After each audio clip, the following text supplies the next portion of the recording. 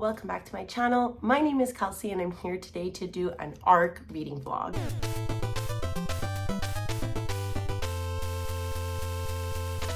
I feel really naked right now because I don't have like sunglasses or glasses on my head. If you feel this sense of like uncanniness and weirdness, I feel it too, because I don't know who I am without my sunglasses. So I've done several videos of this where I read a bunch of ARCs. I'm going to try to make a playlist just so I have all of them there, but I don't know how effective a playlist would be when the books are out. But if you're looking for reviews, they're there. And so to continue the tradition of always being behind on my ARCs and needing a reason to read them in a timely manner, we will be reading 3 horror ARCs I have that are coming out in the month of August. So the first one I will be reading is Don't Want to Be Your Monster by D.K. Moulton. This is a middle grade ARC that I have about 2 vampire brothers, which I think is super cute and I'm very excited to read it. So 2 vampire brothers must set aside their differences to solve series of murders in this humorous and delightfully spooky novel for young readers. Adam and Victor are 2 brothers who have the usual fights over the remote, which movie to watch, and whether or not it's morally acceptable to eat people. Well, not so much eat, just drink a little blood. They're vampires hiding in plain sight with their eclectic yet loving family. Everything changes when bodies start to appear all over town and it becomes clear that the vampire hunter may be on the lookout for their family. Can Adam and Victor reconcile their differences and work together to stop the killer before it's too late? So I think this is going to be super cute. I love vampire novels, but I don't think I've read a middle grade vampire novel, and it seems to have really high ratings and people are really enjoying it, so I'm very excited to start this one. The 2 other books I'll be reading, which I won't summarize here just to not keep you here for too long and not repeat synopsises, is Holly Horror and Together We Rot. So those are the other 2 that I'll be reading later on, but I will be starting Don't Want to Be Your Monster tonight. Much later. Hello, so I am currently reading from bed because I'm exhausted from doing laundry and cleaning up stuff all day from the vacation. But I didn't want to talk because I got 50 pages or 17% into Don't Want to Be Your Monster. Sorry also if you can hear my ceiling fan, but it's very hot and I need it on. So far, Don't Want to Be Your Monster follows the 2 brothers and we get both their perspectives. Adam and Victor. Adam is the younger brother and he was turned into a vampire since he was a baby. Victor is the older brother and he was turned into a vampire when he was 4. They are not related by blood, but related because they are both vampires that have been taken in by this lovely sapphic couple, which I love. One of them is an ICU nurse, overnight, night shift, and the other one is a astronomy professor. And I hope that plays more of a perspective in the book, because obviously the nurse makes more sense because they need to get blood. So that job makes more sense to me, but I'm hoping the astronomer professor job takes a more prominent role in the story. I'm literally so dumb. She's not an astronomy teacher. She works at the university to study astronomy because she has to study astronomy at night because she's a vampire. Anyways, right now, Adam and Victor are currently at a conflict because Victor is reaching this age, he's 14, where he's trying to discover himself or at least find his purpose in life. He's a teenager. He's going through this very adolescent time of thinking and he's enamored with the idea of vampires, but don't really know what vampires do because they have to stay home. They can't really interact with the outside world as children. Victor is trying to kind of combat those feelings by sneaking out, by pranking mortals when they are not supposed to. He brings his younger brother Adam, and Adam is feeling this term of conflict with Victor because Victor is trying to do all these rebellious things and connect with vampirism, and Adam's just trying to follow his mom's rules, and he's a good little boy and he doesn't understand why Victor is doing these things. And so he feels really alone because he feels like he's losing his brother to his more rebellious ways. At the same time, when they sneak out in order to prank some mortals at the movie theater, they smell fresh blood and find their way towards a murder scene. At this point in the book, we are seeing both of them connect in a way to this murder. Victor, because he's incredibly fascinated by the murder and the concept of blood and why they aren't able to go out and hunt for blood, basically. And Adam is conflicted because while being young is very scared of vampire hunters, them being hunted, and finds or is frustrated with Victor's perception of the world and behavior because he's scared that vampire hunters will come to kill them. So that's where we are right now in regards to the plot. I'm really enjoying the writing style. It's very easy, very middle grade-esque, and I find it to be a very fun read. So I think for younger audiences, this would be really fun while still touching upon those themes of like growing up and finding your purpose and these conflicts with your siblings and how to handle that. So I'm going to continue reading. I wouldn't be surprised if I finish it, if not like very early tomorrow morning, but I will try to come back and give my thoughts when I'm a bit further into the book, like maybe at a 150 page mark, since the book is only 300 pages. Halfway would be a good second update until I get to the end. Hello. So I am currently 64% of the way through Don't Want to Be Your Monster, which means I have 100 pages left. So I wanted to update you specifically because I'm absolutely loving this book, like a lot. It's definitely one of the better middle grades I've read this year by a landslide. There are some moments in the book where we're discussing Jewish heritage in regards to vampires, whether it is tackling vampire lore specifically and its relation to Jewish heritage, or the idea that vampires and werewolves were persecuted and ostracized by society. And one of the characters, Shoshana, is specifically talking from her perspective, the history of it and how she feels in relation to that. And because Diki herself is of Jewish heritage, you could really tell that this is own voices and how this discussion still affects Jewish people and Jewish children today. One of the vampire children was turned after something horrendous happened to a synagogue, and he is really tackling with this understanding on how Jewish heritage and religion is in relation to vampirism, while also understanding that vampires in this story essentially becoming the allegory for the Jewish people, and how they are just used as a means of putting or ostracizing people out of whatever the majority of the population is. And I think that that's so interesting to bring up and discuss within a middle grade novel in a way that is using vampires as that allegory in order to help children understand what is happening. And I just think it's being really well done. So I can honestly say that that has been really keeping me engaged in the book. The plot is interesting. It is a like murder mystery type of book. So I'm definitely interested to see who is murdering people to lure the vampires and who becomes the final vampire hunter, and to see how this story wraps up, specifically between Adam and Victor's relationship. So I'm very excited to see how that all wraps up. I'm definitely going to continue reading. I won't update tonight. I'll probably update when I'm finished the book, which will likely be tomorrow.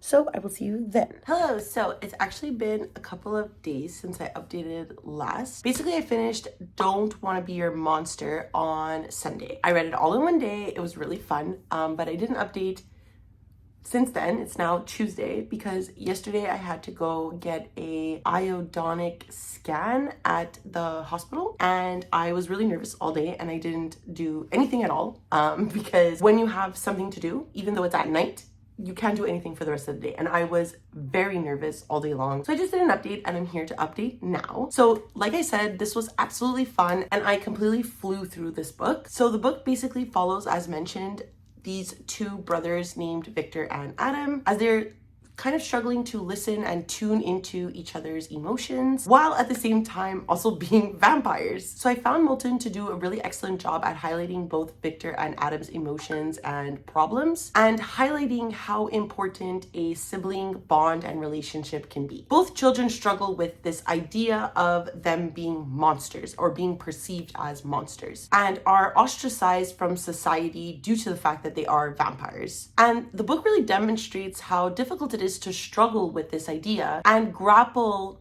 with trying to make a place for themselves in the world. Moulton also does a really interesting job at tying this concept and using it in a way to deconstruct the anti-Semitism in or within vampire lore. It was interesting to see Moulton change the vampire myth that we know, and without going into spoilers, really connect with the themes that Moulton was trying to convey within the book. The author's note at the end added a really interesting background to this book and why Moulton chose to tell this story. Overall, I found this to be really fun, really quick pace, really cute, and I would highly recommend it, especially to younger audiences where these themes of trying to fit in while also presenting an interesting discussion surrounding the anti-Semitism in vampiric lore. And I gave this 4 stars. I was really surprised by it and I really enjoyed it. So the next arc I will be reading is Holly Horror by Michelle Jabez Corpora. It is a beloved classic reimagined with a dark twist. After her parents' painful divorce, Evie Archer hopes that moving to Ravenglass, Massachusetts is the fresh start her family needs. But Evie quickly realizes that her new home, known by the locals as the Horror House, carries its own dark past after learning about Holly Hobby, who mysteriously vanished in her bedroom one night. But traces of Holly linger in the Horror House and slowly begin to take over Evie's life. So we're definitely sticking with a horror theme here. And while I don't know exactly what beloved classic is being reimagined in this book, I will probably soon figure it out if I've read it before, and we'll see how it goes. I believe this is a debut novel and it seems to be getting some pretty good reviews as of right now. So I will definitely be starting it tonight and reading at least 50 pages hopefully, and then I will update you either later tonight or tomorrow. Hello, so I'm currently busy with work. It is definitely the next day. I don't remember when I spoke to you, but I think it was yesterday. And I got 30% into Holly Horror. I debated DNFing this several times last night. I have this like complex, I don't know, I just feel bad DNFing an arc, even though like I would DNF it if it was a published book and still give it a similar rating. So I don't know why I feel bad for arcs. I guess it's because it's not out yet. So I do want to give it like a good old college try and try to get to the end of the book to see if there is anything redeeming in it, I guess. But I'm really not enjoying it that much. It's definitely making me feel slumpy, but at the same time, it is fairly easy to read. And this sounds like so mean to say, but I just feel like there's no complexity in the book at all. The novel is following a very stereotypical haunted house format, which is fine. It's what it's supposed to do. It's been clear that that's its goal. But the relationships that Evie, our main character, is having with the other characters in the book are very simple. I see this a lot with a lot of debut YA books where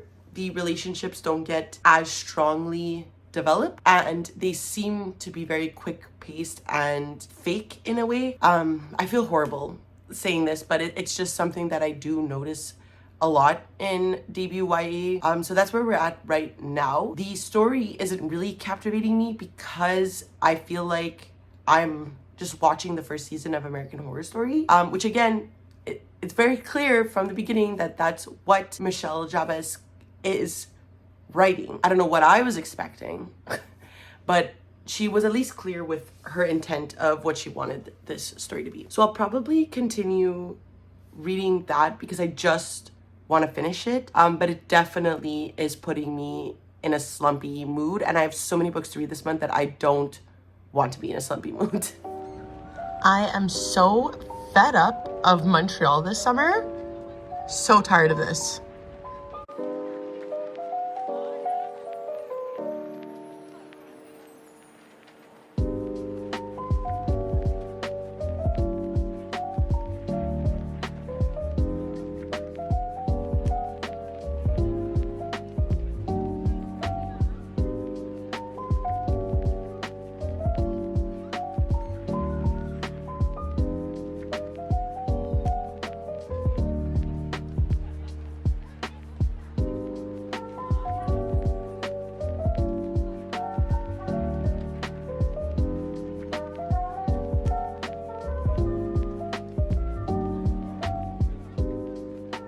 Hello, please ignore my fridge, please ignore the air conditioner that's right above me, but I don't feel like moving. So I'm coming here to you because I am at 65% of the way through Holly Horror, and I think my feelings remain the same. I definitely think this book is creepy, and there are moments of creepiness that freak me out, but I'm also a little baby.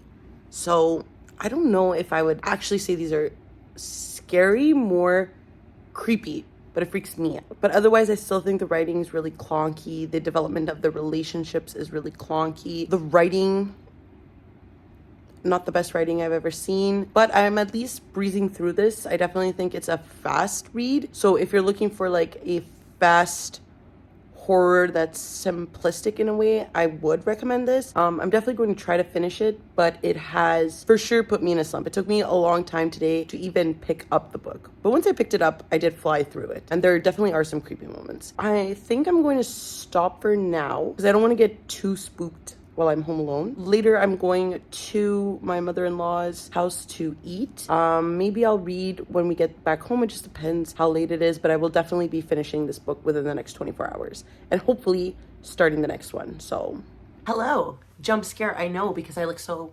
beautiful compared to the rest of the vlog. So I'm coming to you all makeup and done and beautiful because I'm going to a Pride event with one of my friends in the downtown area of Montreal.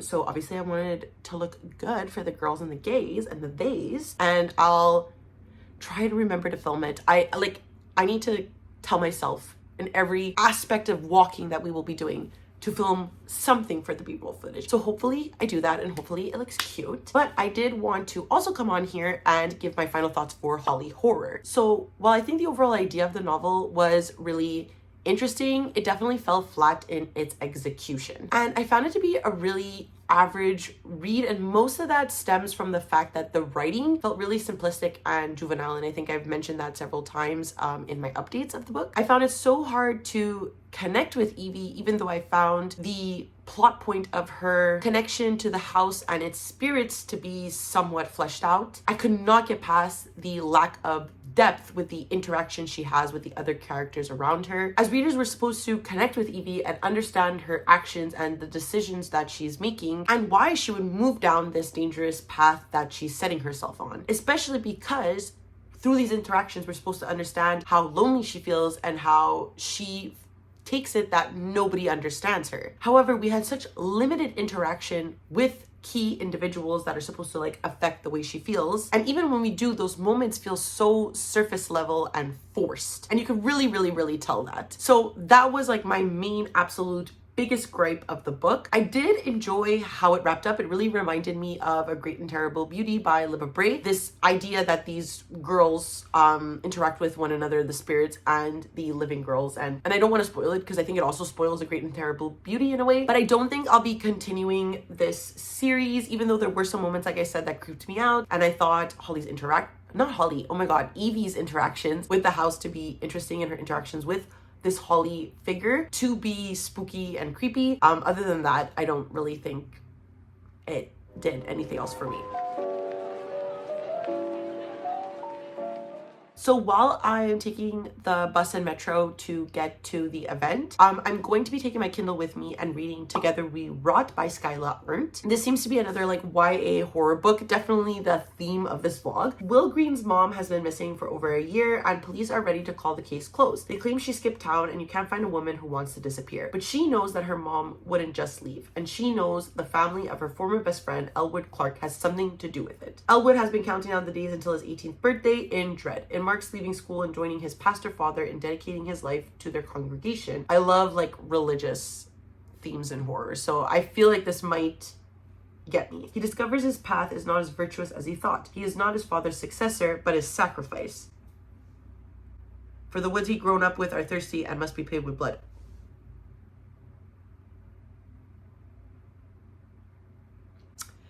This sounds like religious endeavor mixed with satanic rituals. I hope I really enjoy it. I'm a bit more excited for it now. I was definitely in a reading slump with Holly Horror. It took me so long to read that book. So I'm hoping that I enjoy this quite a bit. But hopefully I put some B-roll footage. Kelsey, listen to me right now. Mano a mano film today, please, for this vlog. So it's interesting a little bit. Okay, see you later.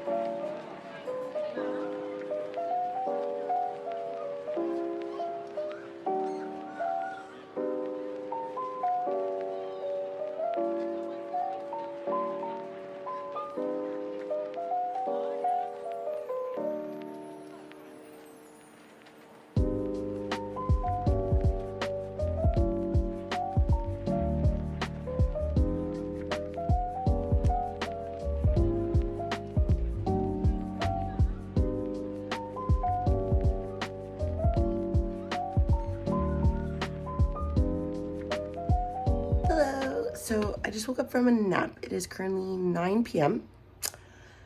I haven't updated since yesterday because honestly, like, I had such an exhausting weekend. I went to do some pride stuff yesterday. Did I take a lot of B-roll footage? You know the answer is no. And then today I did a lot of like family stuff, and I was just exhausted when I came home at 7, so I just decided to take a 2-hour nap, as one does. And now I'm going to kick back, relax, and read Together We Rot. It is only like 200 and something pages, so I feel like I could finish it tonight. Is that exaggerative? I think I could finish it tonight before I go to bed, which is like 12 p.m. I think I could do it. I have 3 hours. I could potentially finish this, and that's the goal, because I want to edit this and post this on Wednesday, even though it's probably garbage vlog, just because I'm so tired this week coming back from vacation. I ate around 5 and I'm not that hungry, but I just feel like I should eat something. Anyways, I don't know what I'm gonna do. Probably have like a granola bar. I definitely need to drink water because I'm parched, and then I'll continue reading. So that's the update for now, because even this whole weekend I only read 1 chapter of Together We Rot, so that was like 10 pages. So I really need to get on this. Hello. So I wanted to give a quick update because I've now read the 2nd chapter, which was what is his name? This kid, Elwood, I guess. Elwood specifically is the pastor's son. And from the 1st chapter, you can't really tell like what is wrong, or at least like the eeriness of Elwood's family. But in Will's chapter, her parents are missing, and deceased. She's trying to get to the bottom of it, but the police kind of brush her off because they're like, we tried everything that we needed to try. The solution is like what we gave you. There's no like if, ands, or buts around this, and Will doesn't believe them. She's desperate to prove that the police are wrong, and she's trying to help them. Like she's providing them evidence and whatnot, but it's specifically against Elwood's family. As he is the major priest in the town, they don't want to go against him, you know? And then in the 2nd chapter, we discover like Elwood's family, and it's specifically during a religious sermon. And the father is definitely a charming pastor, and we learn that Elwood is kind of being forced to at least follow in his father's footsteps. Elwood is accepting of that, but definitely like you could tell there's some apprehension. My camera ran out of battery in the middle of my rant, so I don't know exactly where I was. In this sermon, it seems as though they're going to sacrifice a rabbit, and the idea is that the humans need to sacrifice things for God. Like humans in the Bible used to sacrifice things, and although some people take it metaphorically, Elwood's father takes it literally, and they are going to sacrifice a rabbit. It's implied that they are sacrificing this rabbit. So far, so good. It seems to be very religiously heavy, which I love. I love reading about that stuff, and I'm intrigued to see how the 2 stories connect. I think I could probably figure it out based on like the synopsis that I gave before, and then this specific chapter with the sacrifices. So we'll see what happens, but I think I can confidently figure it out 9% into the book where the story is going. Hello. So I am currently at the 60% mark of Together We Rot. I might very well finish it tonight. It's only 11, so I have about an hour left in the book, and I have about an hour left before I want to start getting ready for bed. But we're gonna see how it goes. I think, should I wait? No, I'm gonna try to read as much as I can. Hopefully I finish it. Oh, my fridge.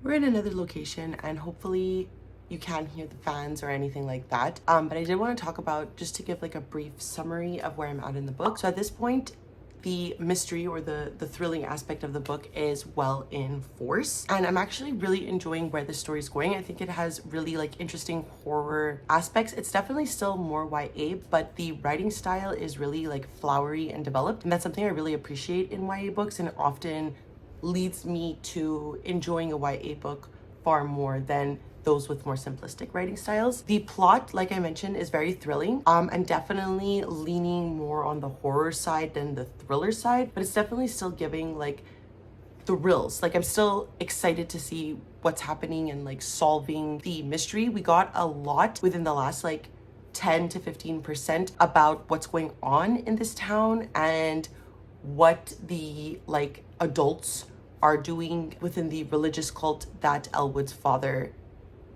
overseas, and it's definitely really interesting, and I'm excited to see how it ends. I definitely still have issues with the pacing of the novel. It's not the most slow build, and I think that that's something that I value in stories, but because this book is so short, it's only like 270 pages, the plot is really picking up and moving quickly. So while I could still appreciate the thrilling aspects and where the plot is going, I definitely think there's some aspects of the world building and of the cult that probably could have benefited from a more slow building dynamic. I am enjoying the characters. I think for such a small book, the characters are really developed, and I feel like I know our like main stakeholders, which I think is really important in books, because obviously if you want to care about the thrilling aspects of the book and the thrilling things that are happening to our characters, you need to care about the characters. And I feel like our characters are very well developed in such few pages, so I think that that's really an attest to the author's skill. We'll see if I finish it, but I will definitely be updating you tomorrow, because whether or not I finish it tonight or tomorrow morning, it'll be done. Hello. So I didn't finish the book last night. I got to about the 75% mark, and I just decided, you know what, for tonight I don't need to rush through this. I'm just gonna finish it this morning. I am about to take a break from work a little bit, just to like refocus and whatever, so I might read a bit of the book then, and then I'll come back to you probably when I'm done and let you know how I'm feeling. The book has definitely picked up since what I mentioned yesterday, and there's definitely more of like a fantastical part of the book that I don't know if the quick pace of the book made it as effective as I feel like it needed to be. But regardless, I'm going to finish this relatively soon, and then I'll come back with my full review and we'll finally end this vlog.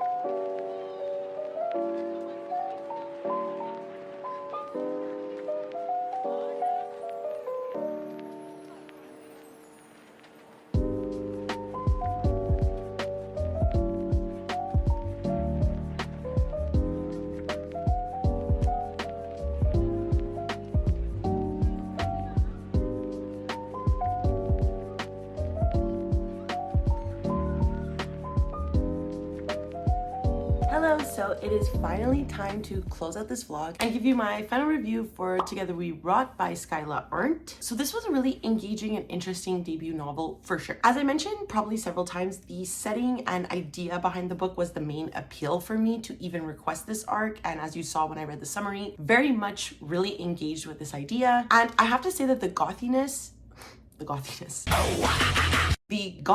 and the creepiness did not disappoint at all. There's just something about religious cults resorting to satanic rituals that appeals to a girl like me. I also really enjoyed our two main characters. Both of them had really interesting backgrounds and motivations that affected the direction of the plot in a way that made sense. Additionally, there weren't any characters in this book really that I felt lacked any depth as side characters. They didn't feel surface level, and I really understood the motivations for the actions that they chose to take throughout the book. My main gripe with this book is primarily its length, as I feel like the story deserved more pages to really flesh out the ideas that Arndt was presenting. The most fascinating element about the book, as I've mentioned, was definitely those cult elements, and then coincidentally Elwood's relationship with his parents who lead the cult, as they are really crucial to the overall narrative of the book. I would have loved to see that more developed throughout the story, and then working in parallel with the town's mythos and why the cult needs to or has to do the things that they do throughout the book. I think that would have added so much more depth and would have made for a really powerful read. As you saw, I did end up really enjoying this book overall, so I gave it a 3.5 stars. And now that we've come to the end, let's summarize everything that I read for this vlog. So the first book I read was Don't Want to Be Your Monster by Deke Moulton, and I really enjoyed this one. It's definitely the success of the vlog, and I gave this 4 stars. After that, I read Holly Horror by Michelle Jabez Kapora, and I ended up giving that 2 stars. It wasn't the most successful execution of an idea. And then lastly, Together We Rot, which I gave a 3.5 stars. Now that the NetGalley gods are shining upon me, I really hope that you enjoyed this vlog. If you've read any of these books as arcs or as they come released, please let me know down below your thoughts on them. Of course, if you would like to follow me on any of my other social medias, I do leave a link down below to my Twitter, Goodreads, and Instagram if you would like to follow me there. And of course, because it is the end of the video, please do not forget to like, subscribe, and ring the notification bell. It does wonders for my channel. It makes me feel really good. And I never know how to end these things because I feel so awkward at the end. So I will see you next time, okay? Bye!